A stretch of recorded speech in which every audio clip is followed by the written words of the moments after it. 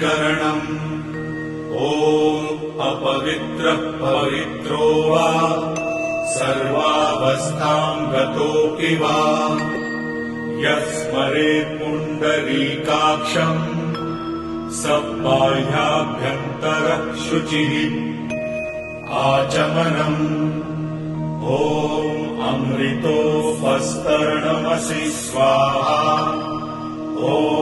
अमृताभिधानमसि स्वाहा सत्यम् यशः श्रीर्मयि श्रीः श्रयताम् स्वाहा शिखाबन्धनम् चिद्रूपिणी महामायै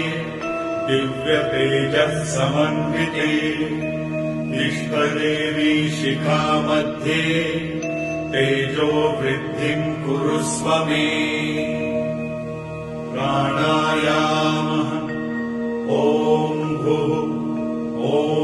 भुवः स्वः महः जनः तपः सत्यम् भूर्भुवः स्वः तत्सवितुर्वरेण्यम्